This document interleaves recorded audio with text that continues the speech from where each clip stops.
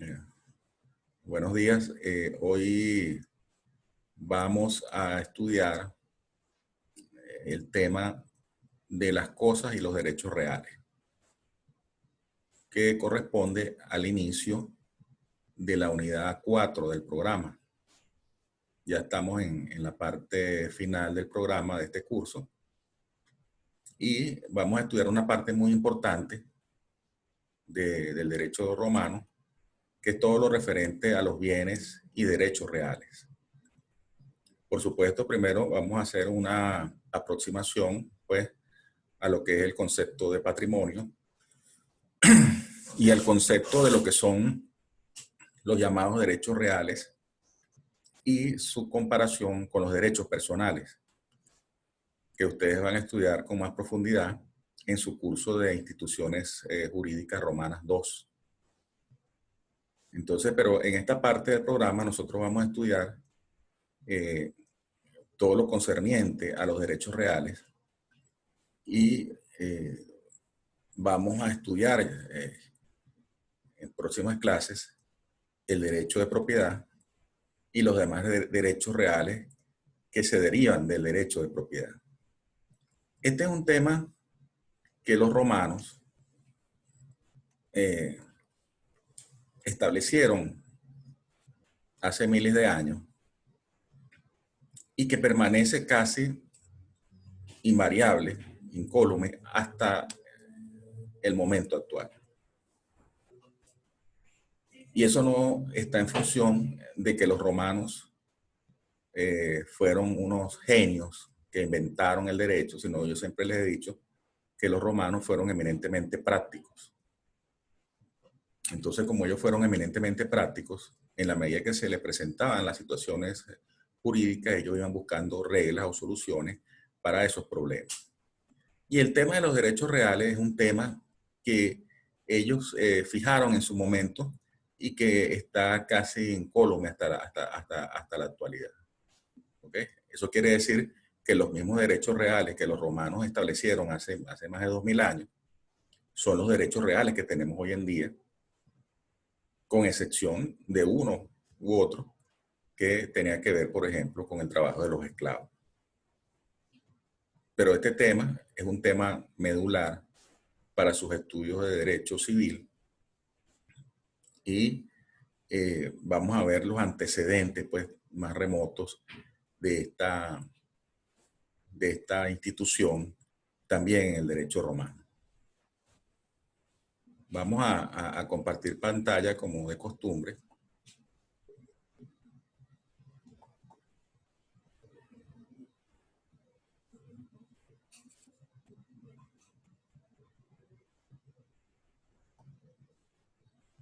Y aquí vamos a estudiar las cosas y los derechos reales.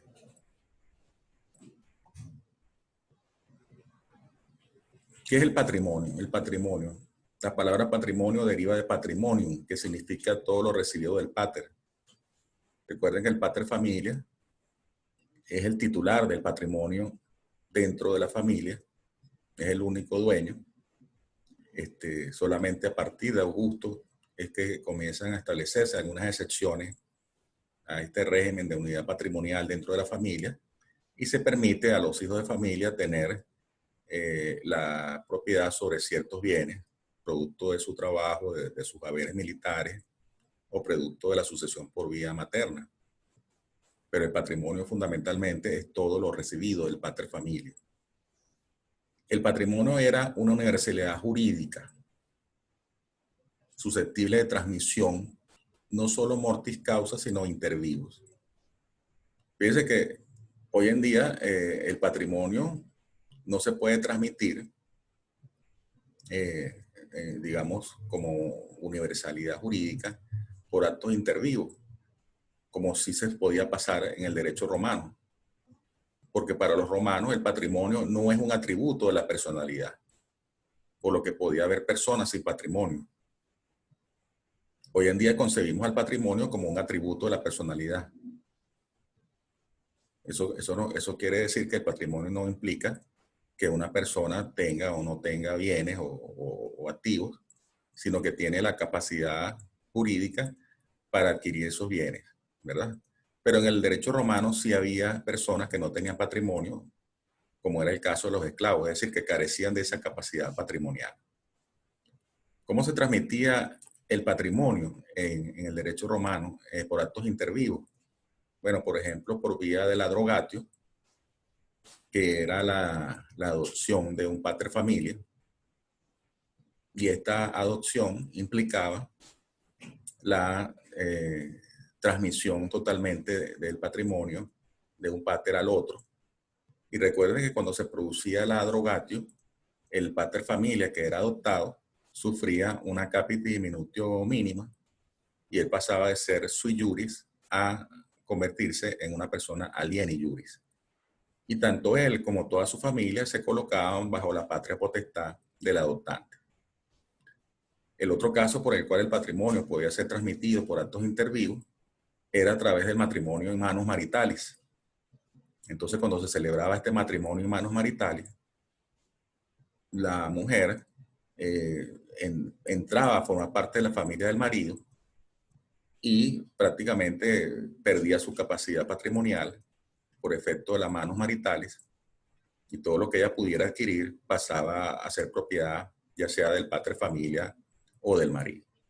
Entonces, por eso había formas de transmisión, no solo mortis causa, sino también había formas de transmisión por vía en vida, intervivo.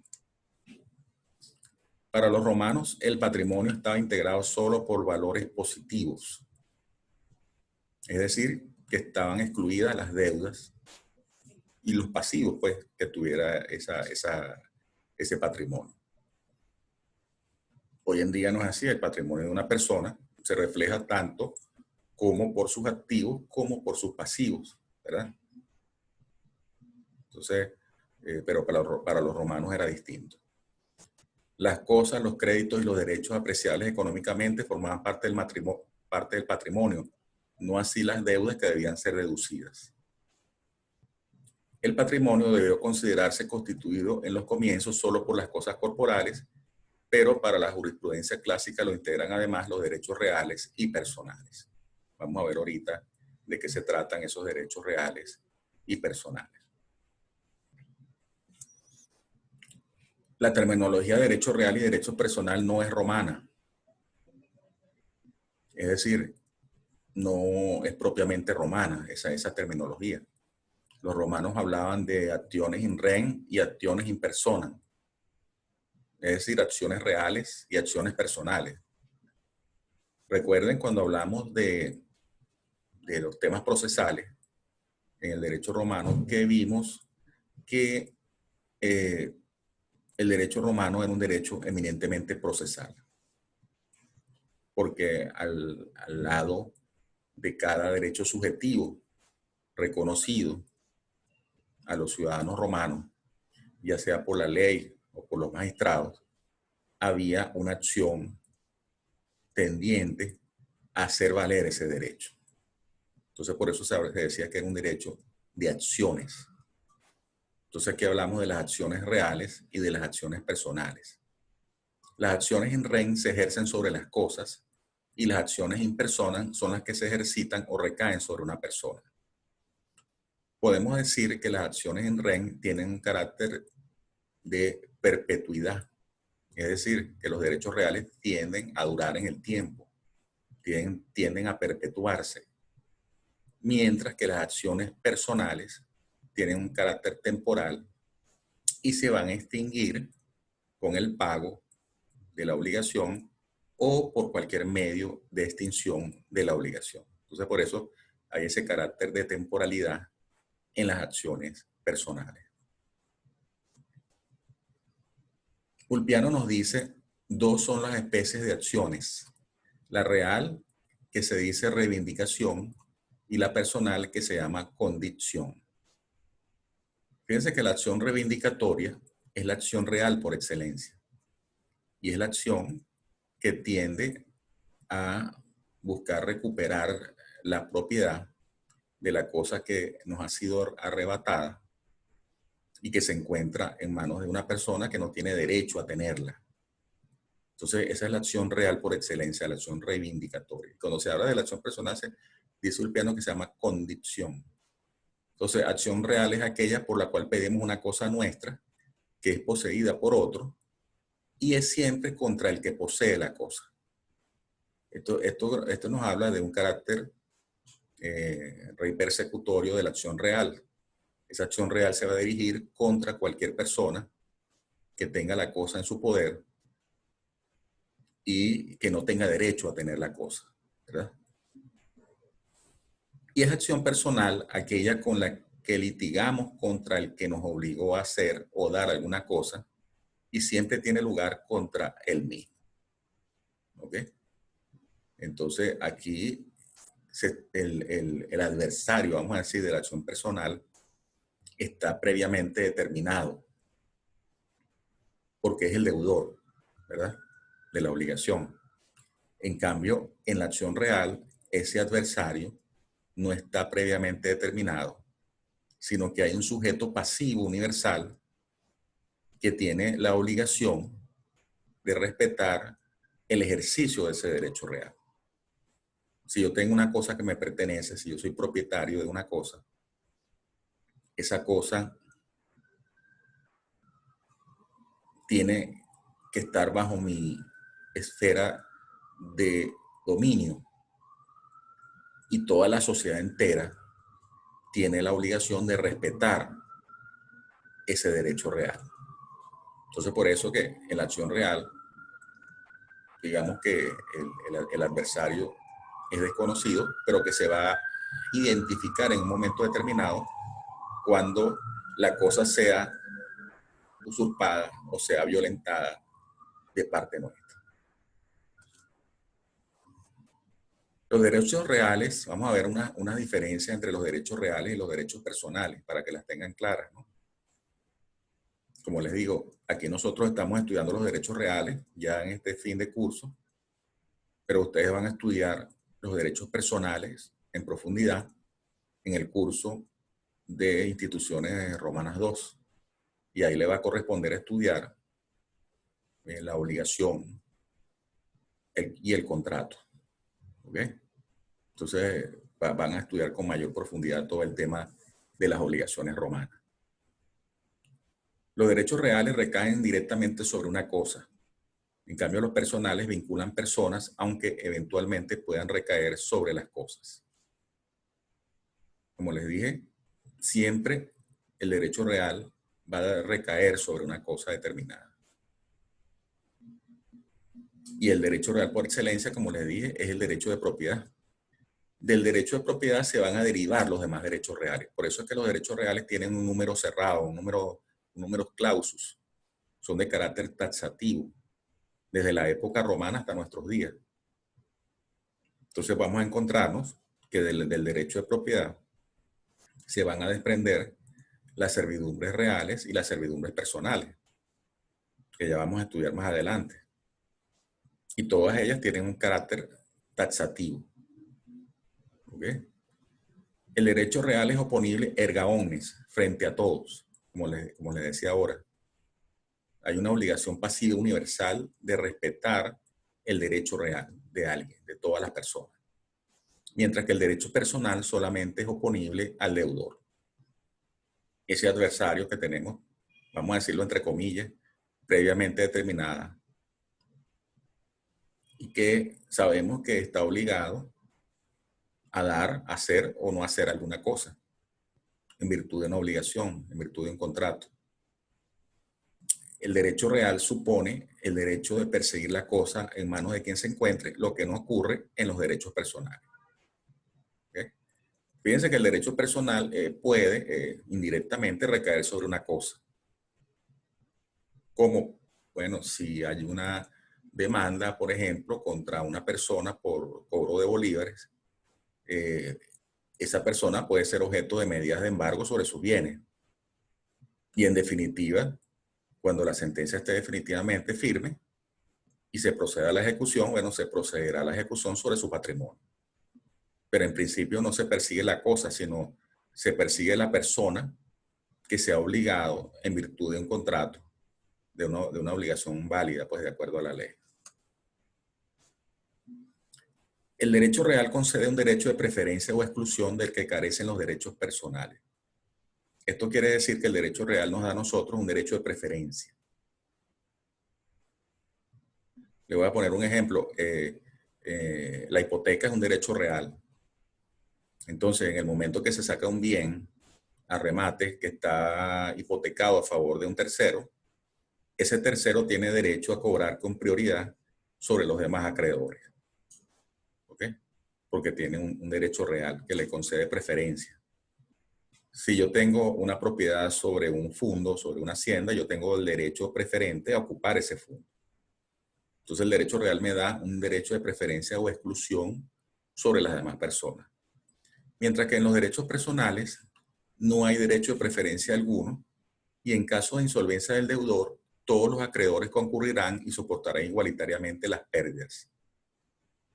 Eso quiere decir que en caso de que se produzca la insolvencia del deudor y ese deudor sea objeto de una demanda por parte de sus acreedores, todos van a concurrir en igualdad de circunstancias frente a su patrimonio, porque no tienen ninguna preferencia ni ningún privilegio. En cambio, si dentro de sus acreedores hubiese algún acreedor con hipoteca o con prenda, él va a tener el derecho preferente de cobrarse sobre esos bienes que están garantizados con una hipoteca o con una prenda, que son derechos reales. Vamos a hablar ahora del tema de las cosas en el derecho romano y cómo se clasificaban. Aquí hablamos en primer lugar de las redes corporales y las redes incorporales. Por supuesto, ahí se atiende al sentido, digamos, del tacto, de la vista, todo lo que se pueda tocar, todo lo que se pueda ver, ¿verdad? Son redes corporales. Y las cosas que no se puedan tocar ni se puedan ver son las redes incorporales, como son los derechos. Entonces los derechos los podemos apreciar con nuestra inteligencia, pero tienen un valor económico. Hay derechos que no son apreciables económicamente y que no forman parte del patrimonio, como es el caso de las relaciones familiares o de la patria potestad, ¿verdad? No tienen un valor económico y no pueden ser objeto de relaciones jurídicas privadas. Vamos a ver una red sin comercio y red extracomercio, y aquí nos hace referencia a si las cosas pueden ser objeto de relaciones jurídicas privadas o no.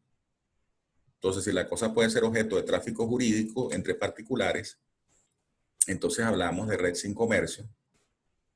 Y si la cosa no puede ser objeto de tráfico jurídico entre particulares, por no permitirlo así la ley o los magistrados romanos, entonces en ese caso, eso será una red extracomercio. Una red extracomercio porque pertenece ya sea a todas las personas sin distinción alguna o pertenece a los dioses. Igual cuando hablamos de red sin patrimonio y red extra patrimonio, decimos pues cosas que pueden estar dentro de mi patrimonio y cosas que no pueden estar fuera, no pueden estar dentro de mi patrimonio, están fuera de mi patrimonio. Entonces todas las redes sin patrimonio son aquellas cosas que pueden ser objeto de apropiación individual y de las personas. Y las redes extra patrimonio son aquellas cosas que no pueden formar parte del patrimonio de un ciudadano romano. Nos encontramos dentro de las redes extra patrimonio con dos categorías. La res extra patrimonium divini juris y la res extra commercium o patrimonium humani juris. Esta distinción está en función de si la cosa le pertenece a los dioses o le pertenece a todas las personas sin distinción alguna. Vamos a hablar un poquito de eso. La res extra commercium divini juris la vamos a encontrar en tres divisiones. Las cosas sacras, las cosas religiosas y las cosas santas. ¿Okay? Estas son cosas que no pueden ser objeto de apropiación individual porque tienen un origen divino o pertenecen a los dioses. Pero ese acto, digamos, de apropiación o de atribución a los dioses, pues debe tener un origen legal. Vamos a ver ahorita de qué se trata, ¿no? Recuerden que los romanos adoraron muchas deidades en su época. Se fueron miles de dioses que adoraron, y entonces ellos tenían creencias, pues, que diferentes dioses tenían derecho a ciertos determinados templos, a determinados objetos, ¿verdad? Que se consagraban para su adoración. Y entonces esos objetos, esas cosas, eran consideradas res extra commercium divini iuris. Vamos a hablar de la res sacra. ¿Qué eran las res sacras? Eran las cosas consagradas a los dioses celestiales o superiores. Recuerden que hay unos dioses, digamos, del Olimpo que son superiores a todos los demás, y los demás dioses se llaman dioses manes o inferiores. Entonces, esos dioses que son superiores, que forman parte del Olimpo romano, son los que son dueños de las cosas sacras.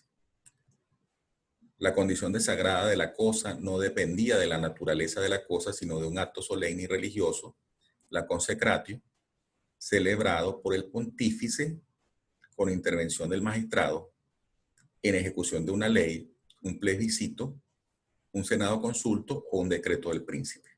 Es decir, tenía que haber un acto legislativo que le diera ese carácter de sagrado, de sacro a la cosa, ¿verdad?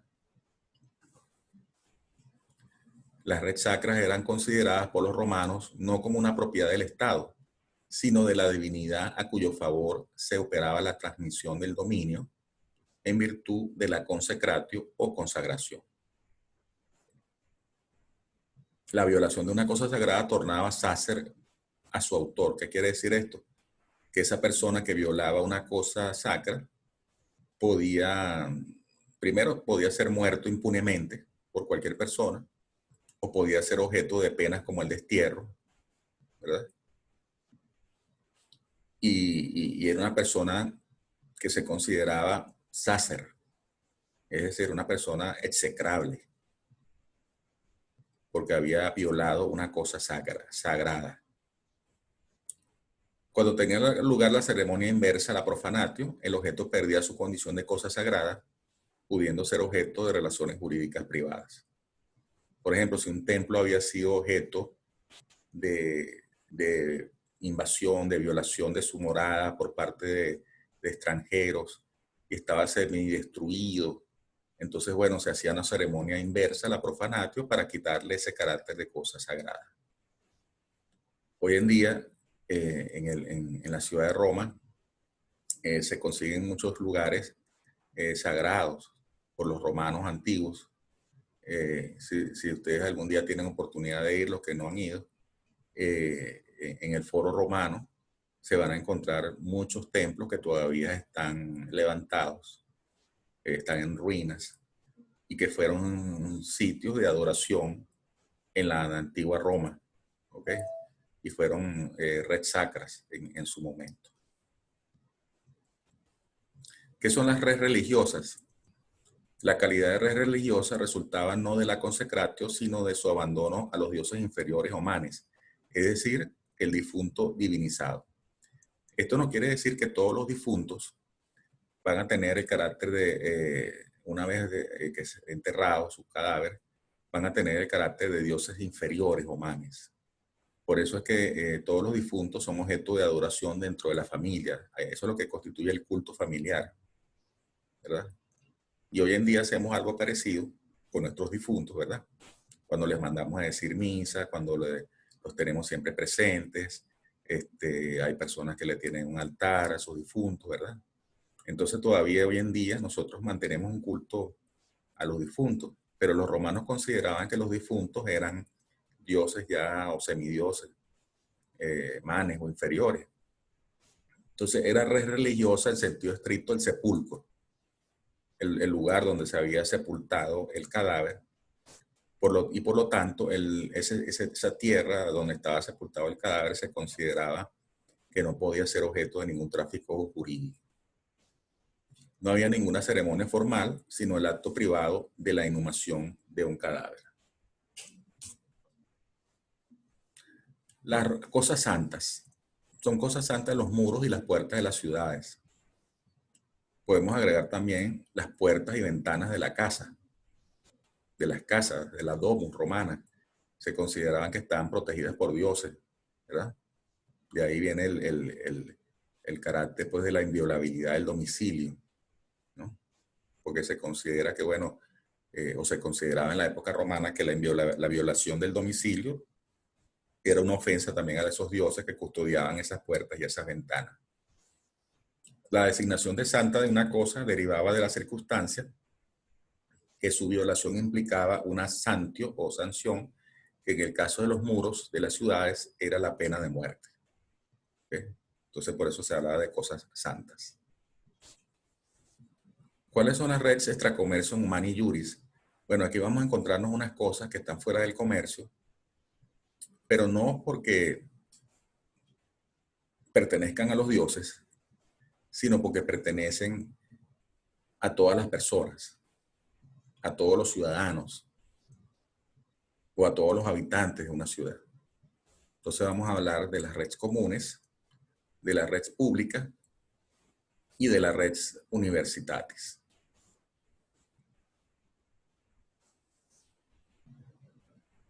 Redes comunes y redes públicas.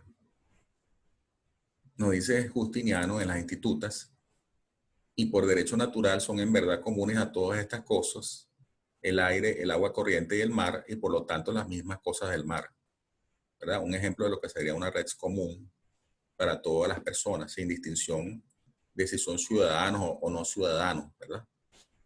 Todas las cosas que son objeto de apropiación indiscriminada por parte de todas las personas. O sea, que pueden ser objeto de apropiación, pero para el uso, para la vida misma, pues, ¿verdad?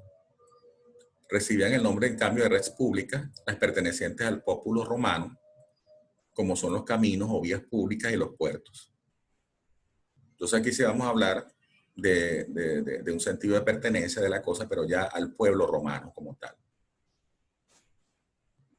Entonces se habla de los caminos o de las vías públicas.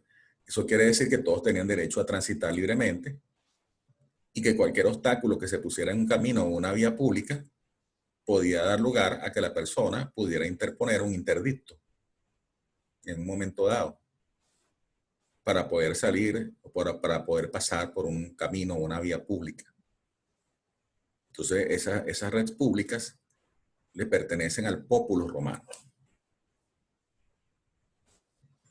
Y vamos a encontrarnos las redes universitatis, que eran cosas comunales o de la corporación, aquellas que perteneciendo a una ciudad o municipio estaban abiertas al uso de todos los habitantes. ¿Okay?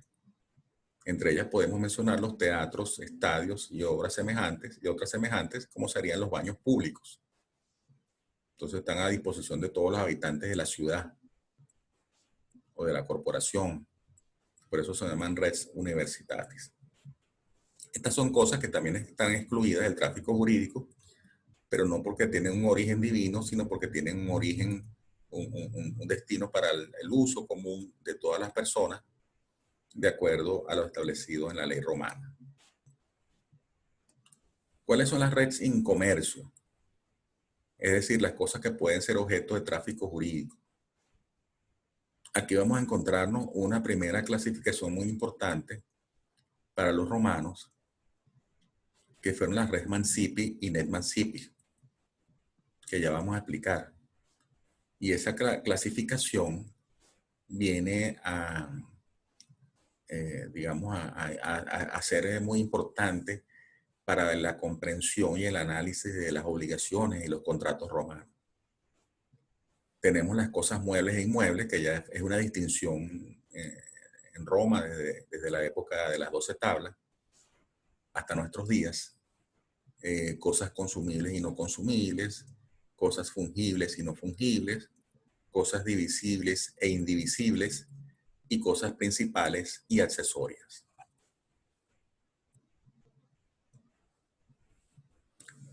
¿Qué son las res mancipi? Como le dije, esta clasificación durante muchos siglos va a ser fundamental en la terminología jurídica romana. Y vamos a ver que las res mancipi eran aquellas cuyo dominio se transmitía solo por mancipatio o en iure cessio, que son dos formas solemnes de la transmisión de la propiedad de las cosas. ¿Okay? ¿Y cuáles eran las res mancipi? Aquí vamos a encontrarnos también un número cerrado o taxativo. Los res mancipi eran los fundos itálicos, es decir, los que gozan del ius italicum, lo que se considera como suelo romano, ya sea en la ciudad de Roma, todo lo que está en la ciudad de Roma, y si está fuera de la ciudad, que le ha sido atribuido ese carácter de suelo romano. En segundo lugar, las servidumbres prediales rústicas constituidas sobre dichos fundos. No, fíjense que nos está hablando de servidumbres prediales rústicas, que tienen un carácter, digamos, destinado al servicio de la agricultura, ¿no? Que fue la base económica fundamental de la sociedad romana. No importa que el predio esté en la ciudad o esté en el campo, pero que tenga una orientación, una vocación agroalimentaria. Cuando estudiamos los derechos reales vamos a aclarar bien el concepto de servidumbre. ¿Okay? En tercer lugar, los esclavos también eran considerados res mancipi. Y en cuarto lugar, las bestias de carga y tiro. Fíjense que dentro de estos bienes mancipi no está el dinero. El dinero era considerado una cosa net mancipi. Entonces la riqueza de las personas se medía por esta categorización de res mancipi. O sea, en la medida de que una persona tuviera más fundos o propiedades, o servidumbres, o esclavos, o bestias, pues ahí se medía la verdadera riqueza de una persona. Las res net mancipi eran aquellas cuyo dominio se transmitía solo por la mera entrega de la cosa, traditio, es la tradición o entrega material de la cosa. No tienen, ¿verdad?, ninguna formalidad o solemnidad para la transmisión de la cosa, sino simplemente por la mera entrega material de la misma. Res net mancipi eran el dinero, como mencioné anteriormente, las joyas, los bienes muebles y las demás cosas que no son mancipi y que son apreciables en dinero. Como por ejemplo la vestimenta, los zapatos, ¿verdad? Todo lo que se puedan imaginar ustedes que no son cosas mancipi. Entonces se consideraban cosas net mancipi. Fíjense que la forma de transmitir las cosas mancipi es más difícil que la forma de transmitir las cosas net mancipi.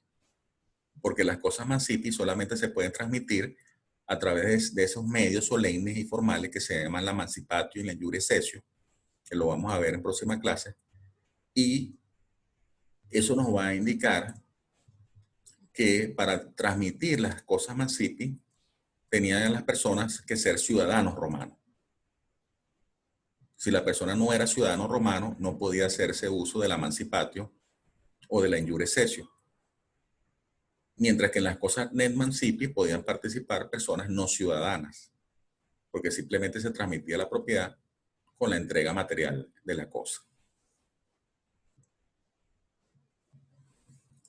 Cosas muebles o inmuebles. Por supuesto, esta fue una categorización que conocieron los romanos, pero que no tuvo mayor preponderancia, sino solamente cuando desaparece la distinción entre res mancipi y res net mancipi. Aunque los clásicos prefieren separar los fundos o edificios de las demás cosas, lo cierto es que esta distinción, conocida desde la ley de las 12 tablas, no es considerada fundamental, sino solo tenida en cuenta en ciertos casos particulares. Para nosotros hoy en día, esa distinción es fundamental, ¿verdad? Para diferentes aspectos jurídicos. Saber si la cosa es mueble o inmueble. Para los romanos durante muchos siglos no lo fue, pero lo tomaban en cuenta para ciertos casos particulares, por ejemplo, en materia de usucapión. Por ejemplo, no era el mismo lapso para adquirir por usucapión una cosa mueble que una cosa inmueble. en la antigüedad, para adquirir por usucapión una cosa mueble había que esperar 1 año, y para una cosa inmueble 2 años. Para el mantenimiento de la posesión había interdictos para defender las cosas muebles y había interdictos para defender las cosas inmuebles. Y en materia de furtum o de hurto, había diversas consecuencias dependiendo si la cosa era mueble o era inmueble.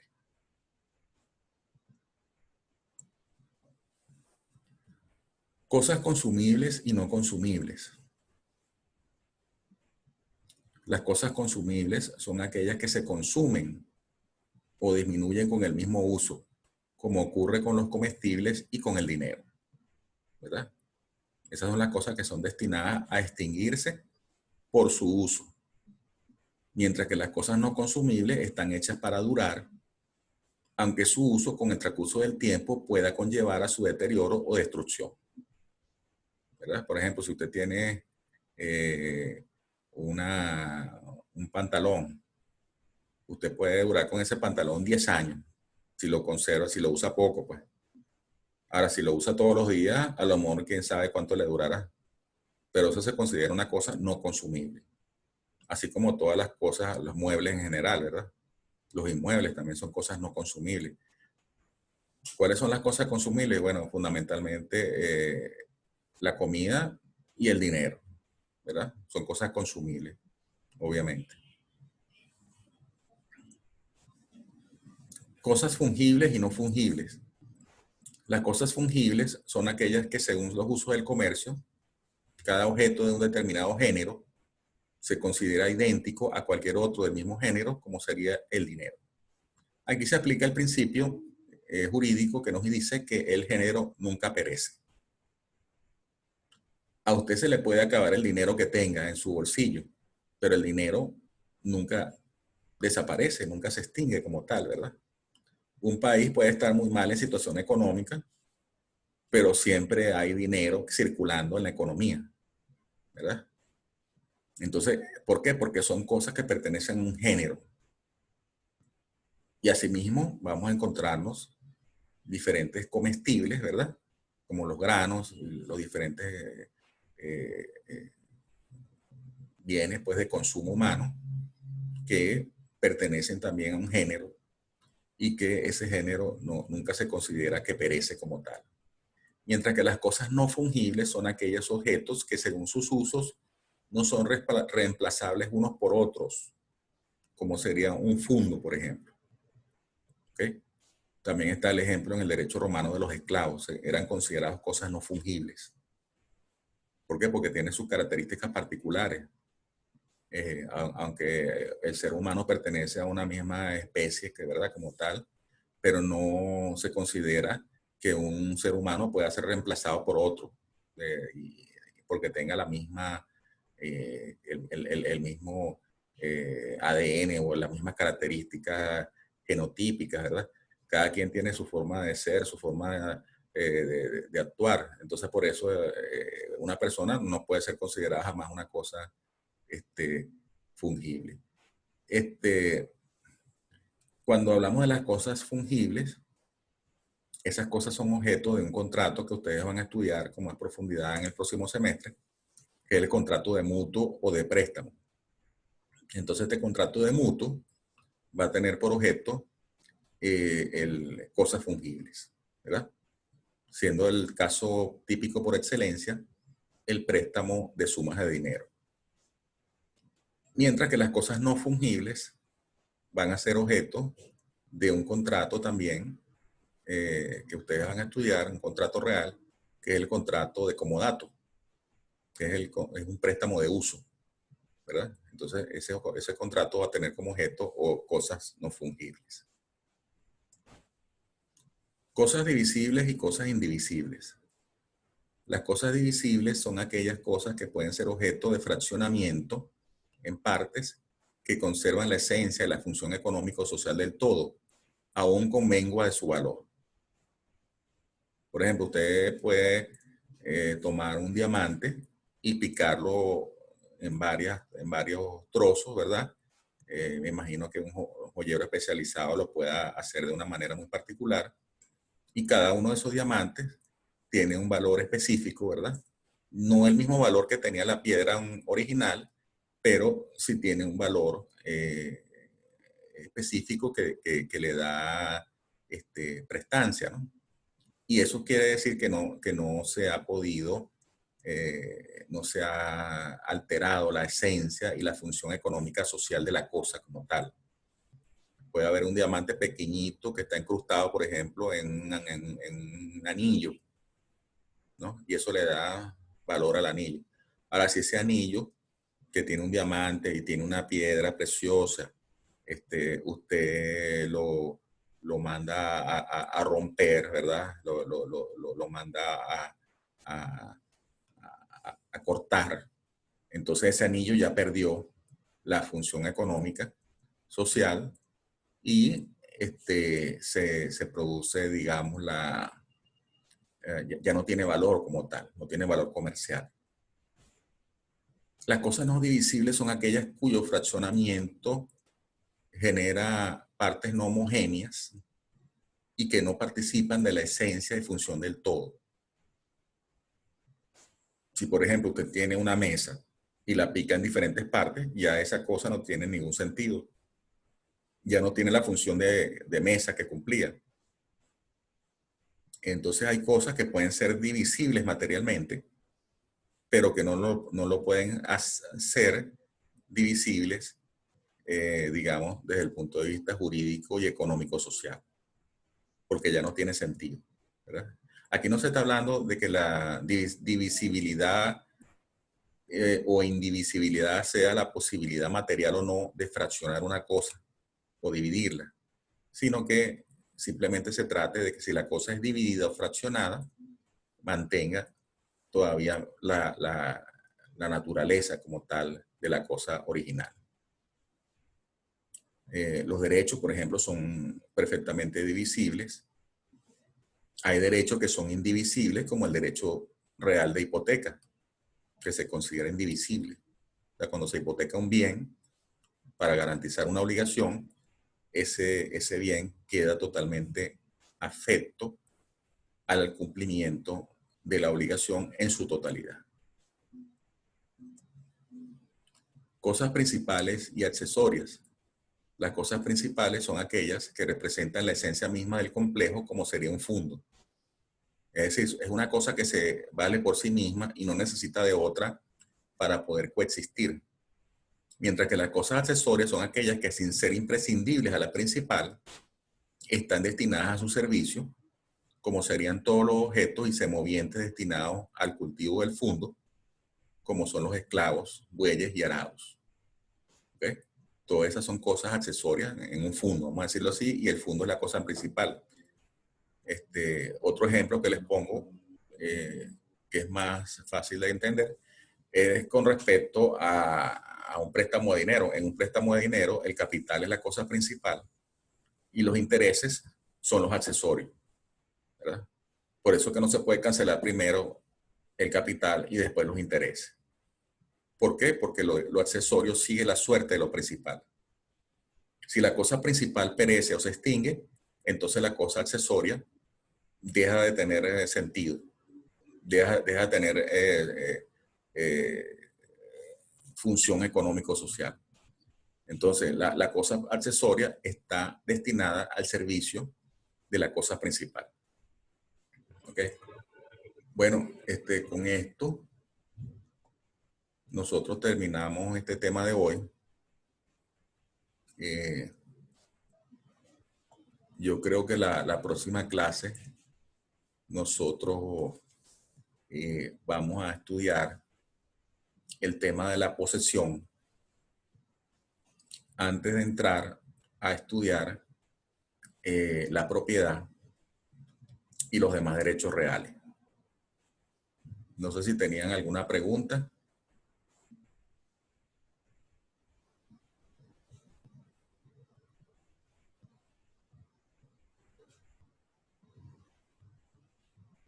Todo claro. Ok. Bueno, ya les dejé un material del profesor Bernard. Y bueno, aquí cuando termine de la clase, bueno, yo la voy a también a bajar y la voy a incorporar al sistema de módulo 7. Estoy pendiente con terminar la corrección de las tareas. Espero hacerlo pronto para que tengan ya su nota y la semana que viene les estaré asignando la otra tarea. Entonces, bueno, muchas gracias a todos y que pasen un feliz fin de semana.